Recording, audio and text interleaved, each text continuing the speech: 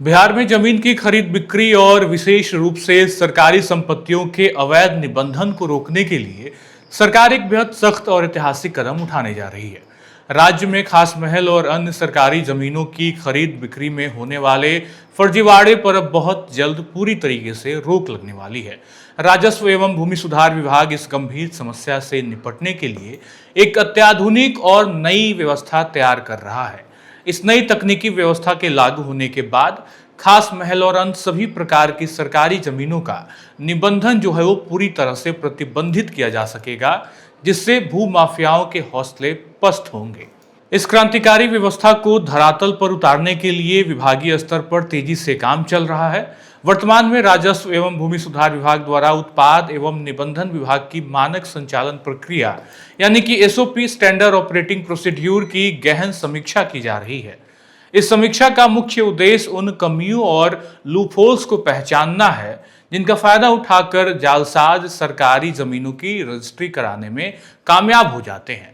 विभाग की यह समीक्षा प्रक्रिया अब अपने अंतिम चरण में है। जैसे ही यह समीक्षा पूरी हो जाएगी, राजस्व विभाग द्वारा निबंधन विभाग को सभी आवश्यक दिशा निर्देशों और कड़े नियमों के साथ एक आधुनिक पत्र भेजा जाएगा, जिसके बाद इसे पूरे राज्य में अनिवार्य रूप से लागू कर दिया जाएगा। अगर हम पिछले कुछ सालों के आंकड़ों और मामलों पर नजर डालें तो राज्य के विभिन्न जिलों के सरकारी जमीनों की फर्जी तरीके से खरीद बिक्री और उनके अवैध निबंधन के कई चौंकाने वाले मामले सामने आए हैं। अब थोड़ा सा भू माफियाओं का जो तौर तरीका है उसको भी समझ लेते हैं, आखिर वो किस तरीके से जालसाजी करते हैं। कई क्षेत्रों में ये सक्रिय हैं और भू माफियाओं ने सरकारी तंत्र और राजस्व दस्तावेजों में बड़े पैमाने पर हेरफेर की है।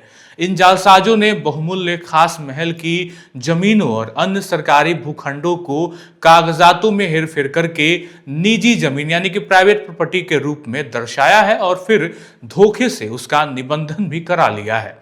इस संगठित फर्जीवाड़े के कारण सरकार और आम जनता दोनों को भारी नुकसान उठाना पड़ता है। अब ये नुकसान किस तरीके का होता है आपको बता दें। राजस्व के रूप में अगर देखें तो बिहार के लिए बहुत बड़ा नुकसान रहता है।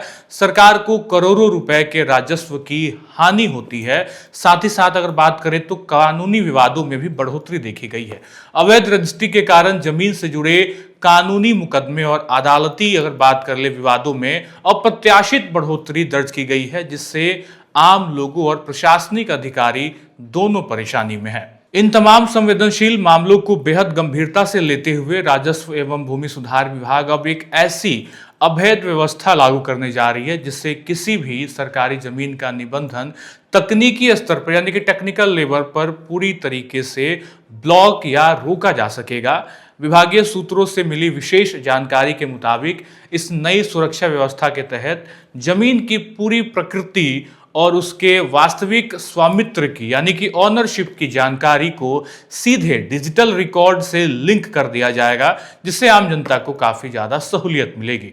भविष्य में किसी भी जमीन के निबंधन की प्रक्रिया शुरू होने से पहले जमीन का ऑनलाइन सत्यापन यानी कि ऑनलाइन वेरिफिकेशन अनिवार्य रूप से किया जाएगा। इस पूरी प्रक्रिया को फुलफिल बनाने के लिए आधुनिक तकनीक यानी कि आर्टिफिशियल इंटेलिजेंस की यानी कि एआई का बड़े पैमाने पर इस्तेमाल करने की बात भी निकलकर सामने आ रही है। ये तकनीकी व्यवस्था कैसे काम करेगी इसको भी पूरी तरीके से आपको समझा देते हैं। नंबर 1 पे है स्वचालित स्कैनिंग। जैसे ही कोई व्यक्ति निबंधन के आवेदन करेगा, एआई सिस्टम जमीन के डिजिटल रिकॉर्ड को स्कैन करेगा। आगे बात कर ले तो श्रेणी की पहचान करना भी ये एआई कर सकता है। यदि ये जमीन सरकारी खास महल या किसी प्रकार की प्रतिबंधित या विवादित श्रेणी में पाई जाती है तो सिस्टम उसे तुरंत फ्लैश कर देगा और ये तुरंत पकड़ लेगा।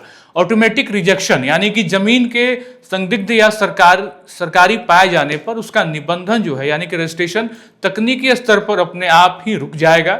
इस डिजिटल और एआई आधारित ऑटोमेटिक व्यवस्था के लागू होने से फर्जी और हेरफेर किए जाने वाले दस्तावेजों के आधार पर होने वाले अवैध रजिस्ट्रेशन पर पूरी तरीके से और प्रभावी रूप से अंकुश लगाया जा सकेगा।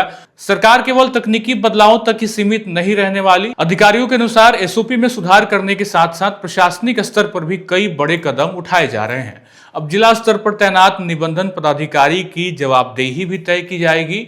यदि भविष्य में किसी भी जिले में किसी सरकारी या खास महल की जमीन का गलत या अवैध तरीके से निबंधन होने का मामला प्रकाश में आता है, तो इसके लिए सीधे तौर पर संबंधित निबंधन अधिकारियों की जिम्मेदारी मानी जाएगी।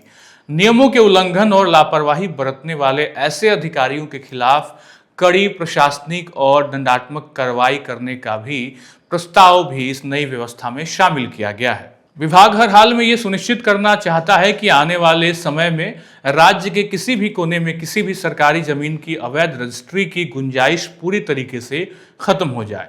इस नई और पारदर्शी व्यवस्था के लागू होने के बाद न केवल सरकार की संपत्ति की रक्षा होगी, बल्कि आम लोगों को भी इसका सीधा और बड़ा लाभ मिलेगा। अब कोई भी आम नागरिक यदि कोई जमीन खरीदने की योजना बना रहा है, तो वह केवल लेन देन या खरीदी करने से पहले उस जमीन की वास्तविक और वैध स्थिति की जानकारी आसानी से ऑनलाइन प्राप्त कर सकेगा।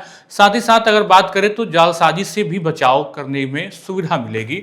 आम लोग यानी कि भूमाफियाओं के चंगुल से फंसने और अपनी गढ़ी कमाई गंवाने से बच सकेंगे।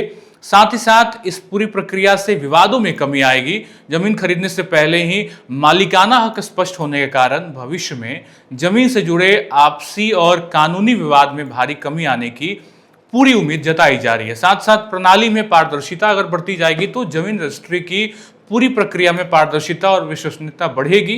राजस्व एवं भूमि सुधार विभाग इस पूरी योजना को जल्द से जल्द धरातल पर उतारने के लिए युद्ध स्तर पर तैयारी कर रहा है। विभाग बहुत जल्द ही इस पूरी व्यवस्था के संबंध में अपना अंतिम और औपचारिक निर्णय लेकर बिहार के सभी जिलों के जिलाधिकारी और निबंधन कार्यालयों को विस्तृत निर्देश और गाइडलाइंस जारी कर देगा। सरकार के इस कदम से बिहार में भूमि सुधार और पारदर्शी गवर्नेंस के क्षेत्र में एक नई युग की शुरुआत होगी। तो फिलहाल ये जानकारी आपको पूरी कैसे लगी, आप कमेंट करके जरूर बताइएगा। यूट्यूब चैनल को हमारे सब्सक्राइब करिए, फेसबुक पेज को फॉलो करिए। बहुत बहुत शुक्रिया।